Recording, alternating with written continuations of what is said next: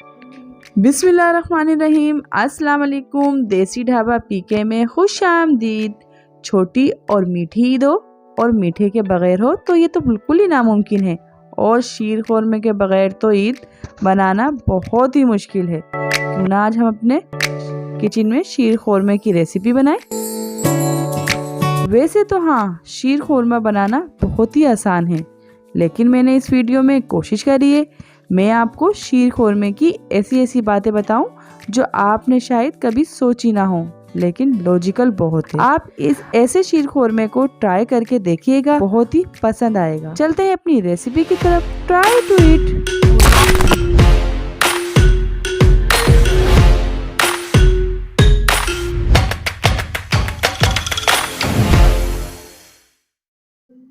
मैंने 1 किलो दूध लिया है और उसको बॉयल करने के लिए रख देंगे। जब तक हमारा दूध बॉयल हो रहा है तो उस दौरान मैं एक फ्राई पैन ले लूँगी और उसमें हम 1 टीस्पून के बराबर असली घी यानी देसी घी ऐड कर देंगे। आप चाहें तो सादा घी भी ले सकते हैं। घी को हम अपना मेल्ट कर लेंगे। तो ये देखिए हमारा घी अच्छा सा मेल्ट होना शुरू हो गया है। इस दौरान मैंने हाफ कप सेवइयाँ ली और उसको मैंने छोटे छोटे टुकड़ों में तोड़ लिया, यानी कि चूड़ा बना लिया, जिस तरीके से हम खा सकें और बनाने में भी आसानी हो। घी हमारा अच्छा सा मेल्ट हो गया है। जो मैंने सेवइयाँ अच्छी सी तोड़ ली थी, अब मैं इसमें फ्राई करने के लिए ऐड कर दूंगी। वैसे तो सेवइयों का हमारा कलर गोल्डन ही है, मगर शीर खोरमे में कुछ ज़्यादा ही गोल्डन अच्छी लगती हैं। इसकी देखिए असली घी में कितनी प्यारी सी खुशबू आना शुरू हो गई, इससे छोटी ईद की खुशबू। तो इन छोटी छोटी चीज़ों में छोटी ईद के जायके बड़े अच्छे लगते हैं। यहाँ पर हमारा दूध बॉयल हो गया है और स्वीट रेसिपी हो और इसमें शुगर ना हो तो ये तो नामुमकिन सी बात है। तो यहाँ पर मैंने हाफ कप शुगर ऐड कर दी है और गर्म दूध में जल्दी से अच्छी सी घुल जाएगी। तो साथ में हम स्पून भी चलाते जाएंगे। अपनी सेवइयाँ ऐड कर देंगे ताकि दूध भी साथ साथ बॉयल होता जाए और भी यानी गाढ़ा हो जाए और हमारी सेवइयाँ भी इसी दूध में पक जाएं। सेवइयाँ ऐड करने के बाद 5 मैंने छोटी इलायची ली और उसके मैंने दाने निकाल लिए थे, ऐड कर देंगे। इलायची ऐड करने के बाद आप देखिएगा आपके घर में स्वीट सी खुशबू महक जाएगी। एक शीर खोरमा ये कंप्लीट हो गया। अब वो जो मैंने आपको बताया था ना कि कुछ कोशिश तो मैं इसमें कस्टर्ड ऐड करके कस्टर्ड का फ्लेवर दे दूंगी। मैंने कस्टर्ड का एक साशा लिया, दूध में मेल्ट करके ऐड किया।